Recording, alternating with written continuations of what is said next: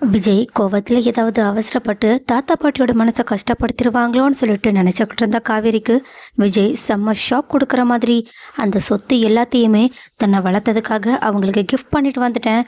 அது மட்டும் இல்லாமல் அவங்களுக்கு நான் காவேரி கூட இருந்தா கண்டிப்பாக பொறுப்பே இல்லாமல் இருப்பேன்ற நம்பிக்கை இருக்குது.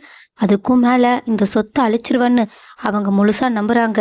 அதனால தான் என்னையும் காவேரியையும் பிரிக்கிற அந்த சொத்து வேண்டான்னு நான் முடிவெடுத்து அதை அவங்கக்கிட்டேயே கொடுத்துட்டு வந்துட்டேன்னு சொல்ல, இதை கேட்டுட்டு ரொம்பவே ஷாக்கான காவேரி கிட்ட விஜய் இந்த மாதிரி இப்போ என்கிட்ட காரு பங்களா பணம் காசு ஏன் பணக்காரன்ற அந்தஸ்துன்னு எதுவுமே கிடையாது.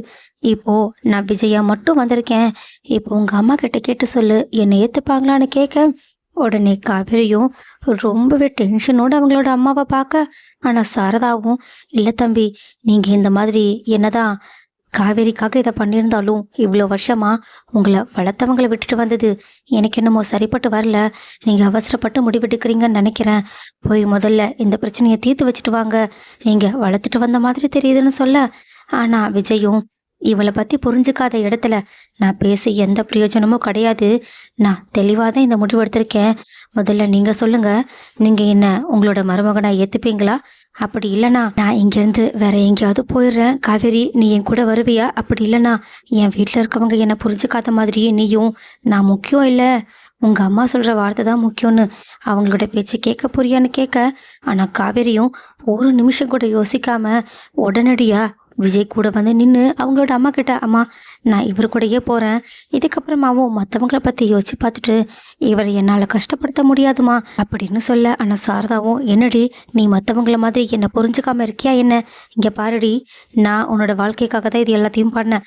ஆனால் இப்போது இந்த தம்பியே உனக்காக இப்படி ஒரு முடிவு எடுக்கும்போது நான் மட்டும் எதுக்காகடி தயங்கி நிற்கணும்?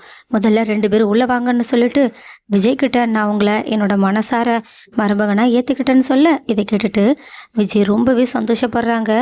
அது மட்டும் இல்லாமல் வீட்டில் இருக்கவங்களும் ஹாப்பியாக.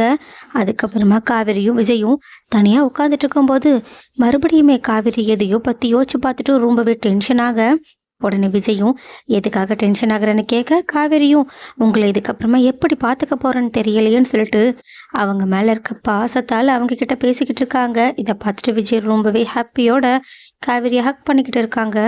ஸோ காய்ஸ், ஒரு வழியா என்னதான் விஜயும் காவேரியும் சேர்ந்தாலும் இன்னொரு பக்கம் தாத்தா பாட்டியையும் தன்னோட சொத்தையுமே விஜய் மொத்தமாக விட்டுட்டு வந்தது அவ்வளோ சரியா இல்லைன்னு யாரெல்லாம் நினைக்கிறீங்க?